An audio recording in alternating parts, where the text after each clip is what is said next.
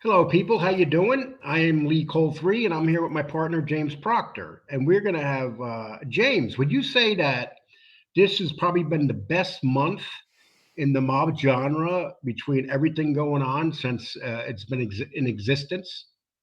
Yeah, I mean, at least since I've been involved the last year, I haven't seen a month like this at all. And I mean, I mean, God, a bunch of stuff that's went on this month. It's been, anyone that thought this genre was dead, it's whatever happened, it's definitely revitalized this month.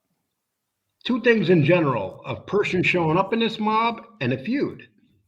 Yep. First, we're going to get into the feud real quick, and I'm not going to play the feud much that long because if you want to watch this, all you got to do is come to our channel, and we got everything here. But this is James started a lot of this trouble when he made this short. He's kind of a troublemaker. Okay. Hey, Sammy, how you doing? It's good to see you. Look at that strut. Look at that gangster strut right there. Yeah,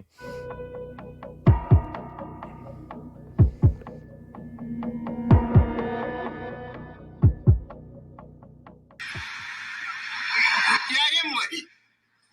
Yeah, Lee Cole. Okay, that's the first one I'm going to show. Okay, so did you think that, let's face it, this show is being attacked so hard by so many of Sammy's people, thousands of remarks negative, thousands positive. Were you surprised by how popular it's become? Well, when you get involved with Sammy Gravano, like him or not, he's got what over 500,000 subs. But the thing is that he's a controversial figure, and you are too. I mean, it's like there's no what I see with you is there's no middle ground. Either people love you or don't like you. So I'm not surprised. I mean, I thought it would definitely have a lot of people to be interested. Are you surprised about how much growth this show has had in the last 3 weeks? Yeah, I mean that part's a little surprising. I mean it's just crazy to. I mean we're getting 75, 80,000 views every 2 days. It's just crazy, and over a And we're thousand averaging about subs. 100 subs per day on the average. Yeah. Uh, we got negative, we got positive, but it's controversial, and that's what this needs. It's controversy. So, and also, nope, not many people knew who this guy was, Gerard. Just the people in general that are around the mob genre. Now, after what happened, a lot of people are like, "Oh, this is Sammy's son. This is Gerard." So now Gerard has become part of the mob genre, and he is open to any research we do in the future. Is that correct? Of course. And he was in prison for for several years. He was involved in the ecstasy ring from the late 90s. I mean, he's no saint. And I'm telling you, one thing that I used to give him this a little bit of respect before I would I'd always heard, yeah, he's a good guy and all that. No, he's not. He's not a good guy. He's a punk. He is not a good person, and he was involved just like his father. He's still involved with his father, and anyone that And says that's that he's become any part. different is doesn't know him. And we've done a lot of research, and that's going to be part of the Gravano crime family stuff that we're going to present that has not been presented before. No. Uh, so we're looking forward to that. We were going to start it today, but we want to talk about this month in general because so much has happened. Okay, so now you also have another thing. There was a big death. Joe Messino died. How has that impacted the mob genre? Well, I mean, it was interesting that it was announced on the Joey Merlino, the skinny with Joey Merlino. So he just came out. That's going to be a story of itself. We're Let's not talk about him yet. But He's going to be our Joey, next but subject. Messino, yeah, that's a big story. I mean, we've got over 10,000 views on just a little short talking about it. So yeah, it's a big deal. I mean, we announced it after Merlino, and then I know Nadeau put something out where he confirmed some stuff with his sources. We confirmed stuff with our sources, and so, he's dead at the age of 80. Now let's play. I'm going to play this. I'm going to play this because this kind of this is where we're going to talk about Vinny Gorgeous too, Vinny Basciano, because the death of Joe Messino kind of helps his case along with everything else because the man can't sit on the stand if this gets retried. Basciano, who is serving a life sentence without parole, filed a motion asking for a retrial due to several issues, including entrapment back in 2017. Judge Nicholas Garaufis sat on the request for 6 years before deciding on June 14, 2023, to consider the request for a retrial. Prosecutors and defense attorneys have been doing discovery and are researching all of the sealed documents of government informants who testified against Vinny, including Joe Messino, who died this week. There was an initial deadline of September 6, 2023, to submit all relevant court transcripts to Judge Garaufis. However, an extension was granted this month, and now attorneys have a new date of October 23, 2023. It will be interesting to see what effect the death of Joe Messino will have on Vinny Gorgeous getting a retrial. Okay, so we know that they were scheduled for September, but I'm sure that they knew Messino was near death, and now he is dead. So Dominic Cicali's discussed this. He believes that it's still going to be hard for him to get out. Right. Because of the fact that he's got 2 murder charges. But I lean in another direction because Messino is a big part of those murder charges. And if he's not able to be on the stand, if they can really knock him down, I think with the time amount being served, I could see a judge or a DA just saying, you know what, let's just give this guy time served. He's done 30 years. James, what do you think?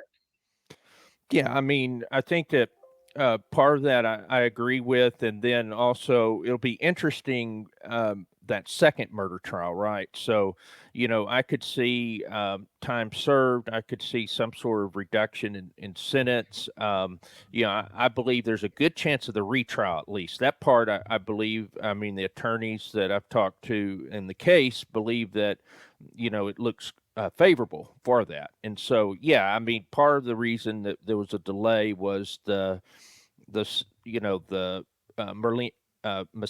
has been ill for a long time, and so they knew that he probably wouldn't survive much longer, and so now it's going to be in October. And it's much harder to have without having your witness on the stand. It's not nearly as powerful as stuff that is documented. Would you say that's correct? Yeah, I mean that's definitely true because the entrapment defense is what is one of the things that they are one of the main issues that they had with the government, and so now he won't be able to speak on that. So it'll be interesting the strategy now that the government has now with Messino being gone. And so as the other informants, it's going to be interesting that they are unsealing all of the documents that had been sealed. So anyone that testified against Vinny, those documents and transcripts are going to be out. And so it'll be interesting to see if there's going to be more people that had testified previously against Vinny that'll have to come in. And we're saving Joe Messino toward the end because there's a lot to discuss about him. So I'm going to discuss a few things ahead of time. Okay. We had Sal Polisi. We did a show on him, and he gets a lot of criticism. A lot of people believe him, but basically, this guy all of a sudden is coming out, and he's been with every gangster in America. He's done everything. He knows everyone.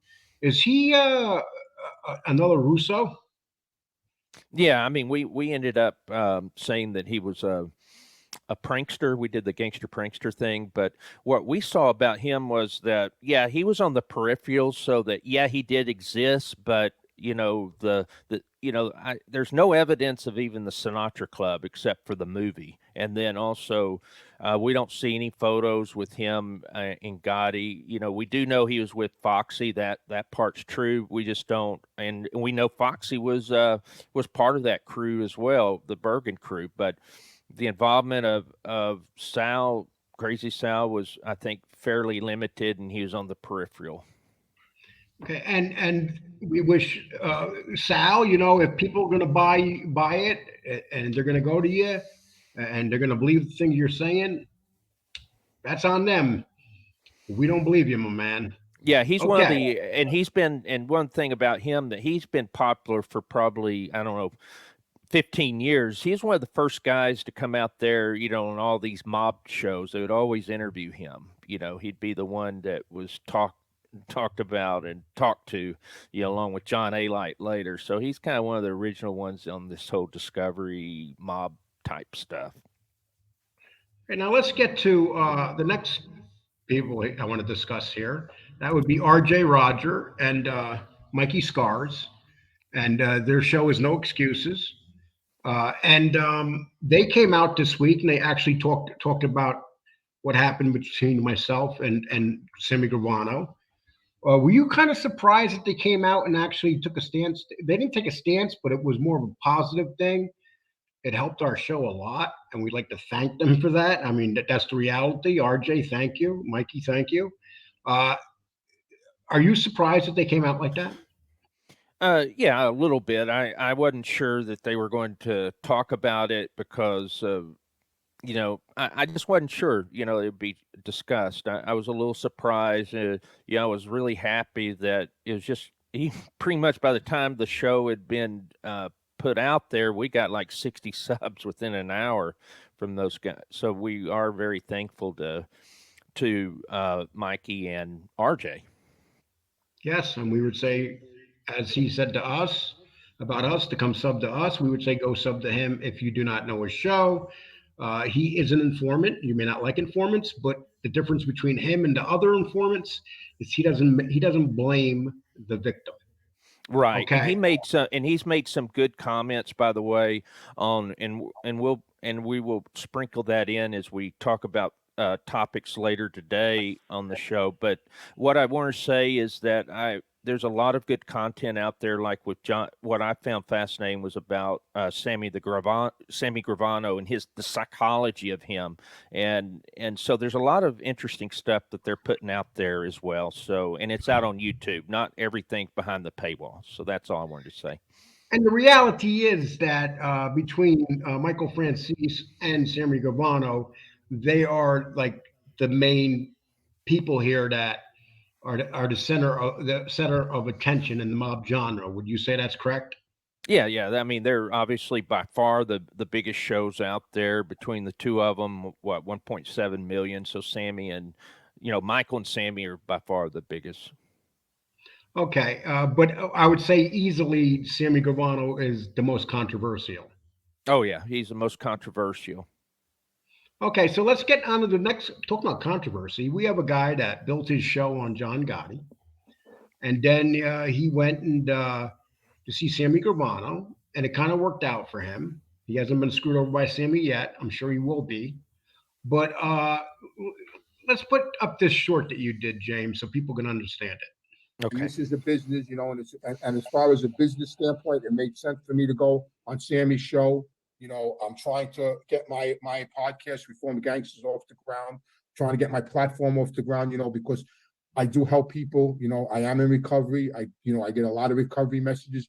And, if I could go on shows like Sammy's and shows like Michael Francis's and other people that have big followings, I'm going to do it, because I need to get my own self out there. And that's the business that we're in. You know what I mean? So if I could go on a show like Sammy's that has a big following like Sammy's, I'm going to do it. And, I shouldn't even give the people that are making statements, at the time of day but like I said, I just felt it needed to be addressed, because of my relationship with John. Okay, so he's doubled, tripled. He's stuck with the. It seems like he wants to be everybody's friend. He wants to. I think that people like Mikey Scars and people now like Dominic Cicali, they have to consider whether it's worth them dealing with him for the simple fact that he has put everything in his basket with Sammy Gravano. Yeah, I mean that's totally true. And so the it's a big problem because well, I'll say the positive. At least he's honest about why he's doing it. He said, he's trying to build his channel. He's trying to get out there. I get that, and going on with Michael Francis, that definitely I think makes sense. But with Sammy, the problem is he spent his whole YouTube show has been about his friendship with John Gotti and the Gottis and all that, and it's a betrayal to them and to people that know what Sammy has done for this guy to go out to Arizona and kiss the ring. That's what Sammy expects all these guys to do, and so he's not. I mean, for Sammy's credit, what was interesting, they actually released both of the shows on YouTube, and that wouldn't have happened. Or three of them. Yeah, that wouldn't have happened if Dominic Shikali hadn't did what he did, said what he said. Yes, I think that he did that for the simple fact to kind of smack Dominic Shikali in the face with it, because Sammy's a very spiteful guy. Can you see him doing it for that reason? Oh, exactly. I mean, everything about Sammy is to get back at people that he gets off on doing stuff like that. I mean, the guy, you got a kid that was bullied when he was a kid, and he's small, and so he has a little power, and so he's just going to be the bully that he is, and he continues. He hadn't changed. He's a well. His show is definitely a bully pulpit, without a doubt. Yeah, and I think that's a very good point that you just brought up. Okay, and we have another thing that happened. Gene Barillo was released from prison. He, as we know, Gene was in prison for 7 to 8 months. He kind of got lucky, and now he's out, full face beard and everything. People wanted to interview him, but he's obligated to Dominic Shikali. I'm guessing Dominic helped him a lot when he was in prison. So it seems like that's going to be interesting to see where that goes. Yeah, and before he went to prison, I know that he'd spent some time with Dominic. He went to his house in Florida. They had and Dominic was trying to help him, and has been trying to be a mentor for the guy. And so, I'm not surprised at all. I know that the two of them have something that they're working on. I don't know what that'll be, but I do know that one of the things that Dominic's going to try to help guide him in the right path. I don't know if he can be successful because we know how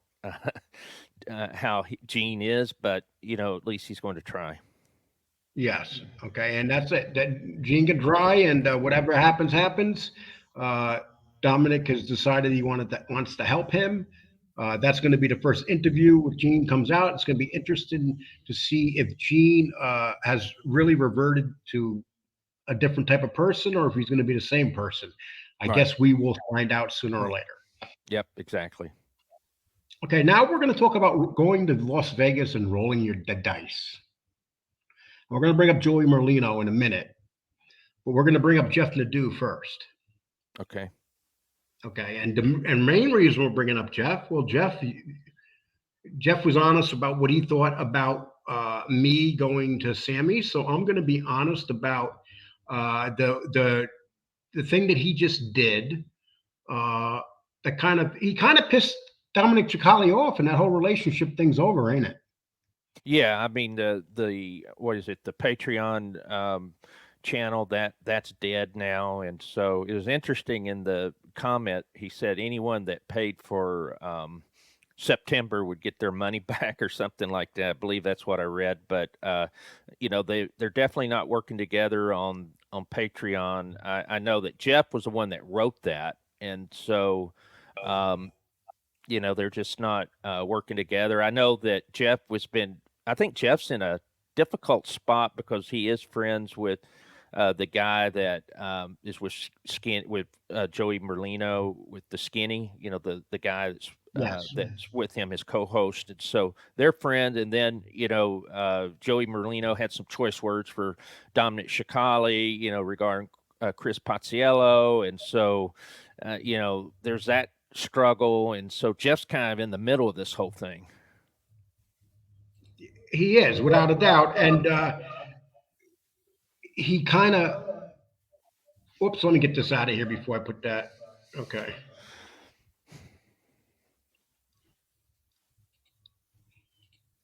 Okay, so he's kind of decided that he's going to go with Joey Merlino. Dominic, it's obvious Dominic did not like that.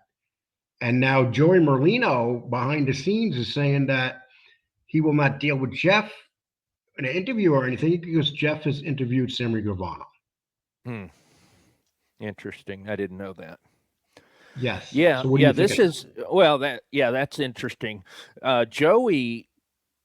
Yeah, that is interesting. I didn't realize that, but Joey is definitely anti-informant. We're seeing that in what's going to be interesting to me is what Jeff does on this. The other thing is that Dominic didn't like Jeff telling him what to do, and so Dominic doesn't like anyone to tell him what to do. He's We've kind of his worked own with man. Dominic. Yeah, We know how Dominic is. We worked with Dominic. Dominic yeah, is his own guy, and yeah. Of course. and that's one of the problems that Dominic and I had. We have very strong personalities. It's Right. hard to put strong personalities together. Yeah. But the And I think fact that's is probably the that same thing with Nadeau. They just butted heads. I think their personalities is kind of similar. what do you think it was more because Jeff Nadeau started backing Merlino and Merlino attacked Chicali? I think that's a part of it. I think it's probably a lot of things through the past month. It's just was probably the icing on the cake that caused everything to happen, in my opinion. So it's going to be interesting to see where that goes, and that's what makes this genre so exciting, people, because Yeah. we don't know where it's going. It's just some crazy stuff going on right now, and we're presenting these things. My meeting with Sammy Gravano was a very big thing in this genre, whether people like me or not. Would you say that's accurate, Jeff? I'm sorry, James. James, yeah. Yeah, I mean Okay. it was obviously a big deal. And the thing is that what's interesting to me is the people I've talked to, the sources, attorneys, people that are in that life, even people in prison that are in that life are talking about and support Lee. They think it's ballsy, and it's just interesting that people that are actually in that life that are active, they thought it was cool what you I've did. gotten emails from a few people that were in the life, and they all said the same thing. They despise Sammy Gravano. The ones that have Yeah, stuck up for him are the people that kind of glorify him. yeah, that's what Uh, I'm seeing exactly. The people that, and it's almost to me like a cult like behavior. Man, some of these people really just worship Sammy Gravano. If they realize what Sammy thinks about them, he thinks they're suckers. He gets off on them worshiping him, and he takes their money and all that. He wouldn't give a crap about any of these guys, but but if they want to love him and worship him, I guess that shows their character as well. okay, so we're going to put up next.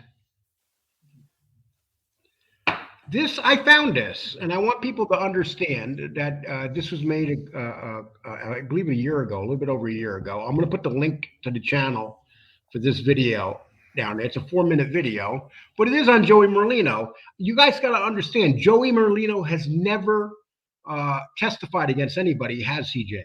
No, I mean he definitely hasn't, and he's been able to beat trials. He's been convicted. He's had a lot of informants go against him. I mean, this guy is interesting. Plus, he's been shot at several times. He has been shot. I mean, this guy's definitely been in the fire. But no, Okay, he well, has not testified against anybody. people, this is about 4 minutes. I'm just going to play most of it, and just so you can kind of see what people think of Joey Merlino.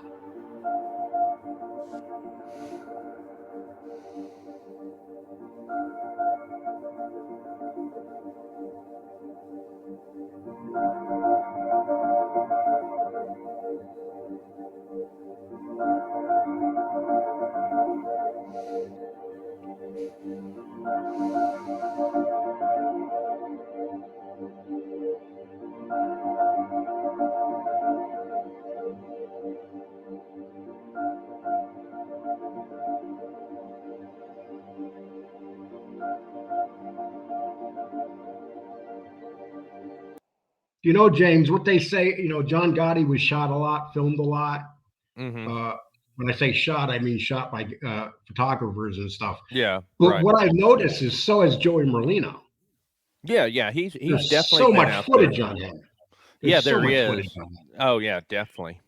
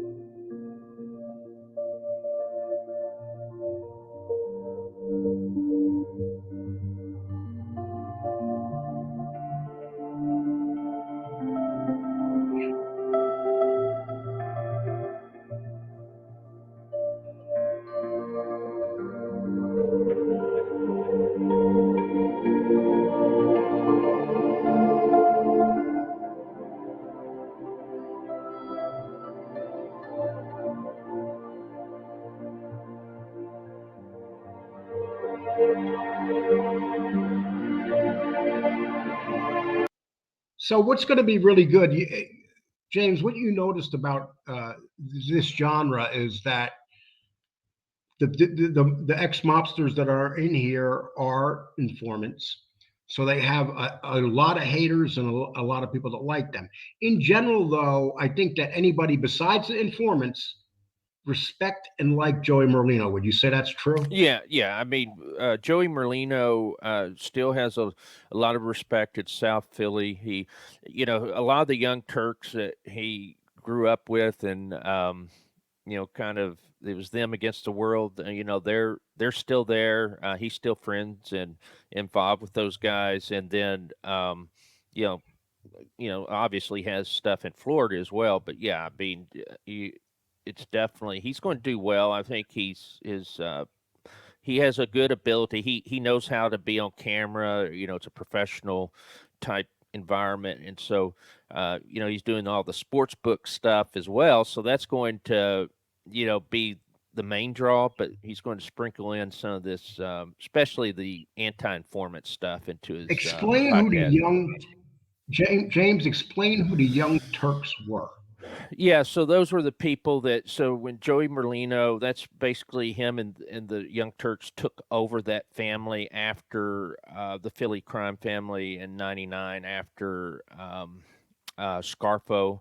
And so, there was the big, Scarfo Jr. had gotten shot. They were trying to kill Joey Merlino. Merlino gets made, thinking that would actually reduce the violence, but Joey ended up on top. His father was a big deal in the family, and Joey ends up on top, and the Young Turks were just kind of the street guys that were with him before And he then got the young made. guys wanted the old guys out of the picture, basically. Yeah, exactly. It's what it was. Yeah, and so now those are the guys that are in charge.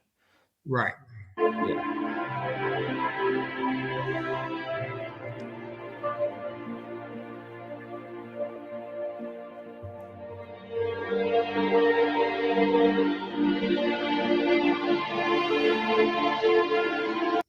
He doesn't look like a gangster at all, does he? It looks like a businessman, someone on Wall Street to me. I'm being sarcastic, James. No, I know. He But looks I like a mean, gangster.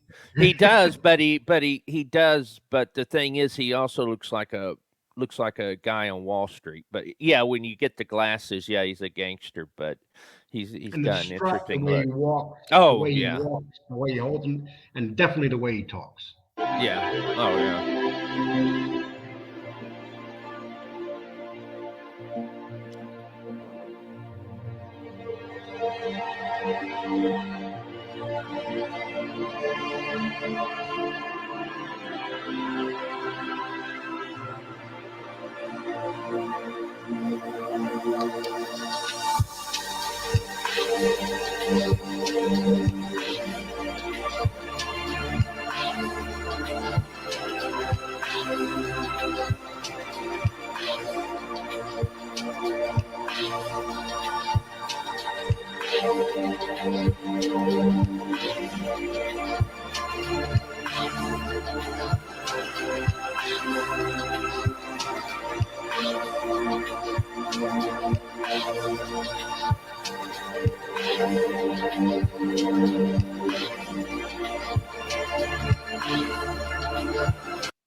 So James, it's obvious that Joey had no problem with this being shot.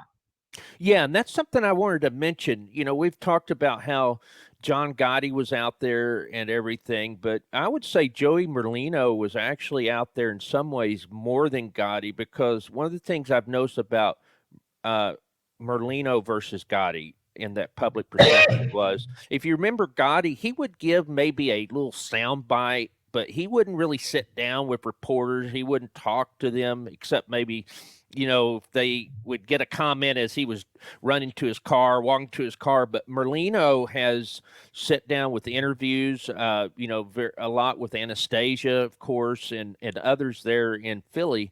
And so he has had no problems even before this podcast of actually being interviewed, and so he's used to a camera being in his face, I guess.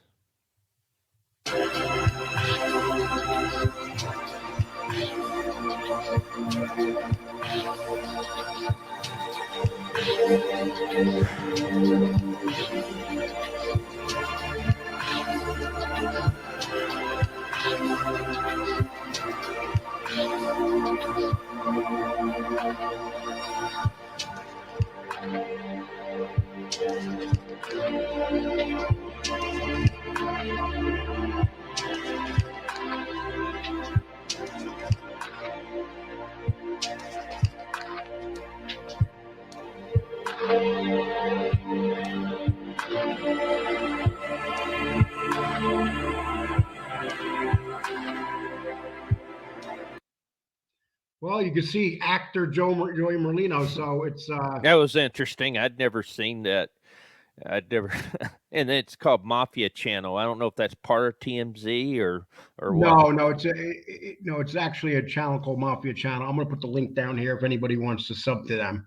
But I just thought it was just to give you an idea. So we're entering a new era on here. A lot of things are going to be different because now you're going to have someone speaking that isn't going to speak as an informant. He's going to speak as a person that doesn't like informants. The man did some serious prison time. He's been shot as a gangster. He's been head of a family. So he's lived the gangster's life. He is a real gangster, and he never lost his gangster card, did he? No, he didn't. And what's going to be interesting is he goes after informants. Is that my understanding is he said he's waiting to pull all the documents. So he's pulling 302s. He's going to get sealed documents. I'm very interested as a researcher to be able to see the documents that he's going to be able to, and transcripts he's going to be able to get, because I'll tell you, when you do research, there's a lot of stuff that's sealed, and you have to go through a lot of hoops to get it. Even with the stuff we're doing with the Gravano crime family, there's still stuff that's sealed from, 30, 40 years ago. Well, it's going to be interesting to see what he has to say about Bobby Luisi. That's what I like to say. I'm interested in that too. Because he made Bobby Luisi. I believe he did, or that part of the family. That's one of the reasons Luisi went down to Philadelphia area, because he could not get made up in Boston. Right. So that's going to be interesting what he has to say there too, because of the testimony that was threatened. I believe that he never testified, Luisi, but he was gonna if he had to. Yeah. Right. Okay, well, James, people. That's what I want to talk. That's this month. I mean, we can discuss a lot of other stuff that happened, but there's so much that I figure 35 minutes is good. And I just like to say, people, please subscribe, hit the like button and the reminder bell so you know when we're coming on. And if you want to donate to the show, there's the Cash App there. If you don't, totally understandable. And also, we are part of a Patreon page with Angel Gotti. And it's called Angel Gotti, My Father's Daughter. The Patreon link, it will be below this channel also. Please join the Patreon link. We have 2 interviews coming up this week that are very interesting. We have a show dropping tomorrow. We have a show, one dropping Wednesday, and most likely Saturday. But anyway, thank everybody. Thank you so much. And James, is there anything you'd like to say before we leave? Yeah, just one last thing. A story was that Michael Mancuso, the nose, he did go to prison. So on the violation of supervised release, he got 11 months, and he is in prison. So he'll be out next year. So that happened this month. Explain who Michael Mancuso is. Yeah, he's the alleged boss of the Bonanno crime family. He had been seen with other gangsters and felons for several occasions, and so the feds, the probation wasn't happy with that because he was still on probation, and so they went to court, and he was found guilty of violating the terms of supervised release. So he was. And him and Dominic Cicali are very good friends, is right?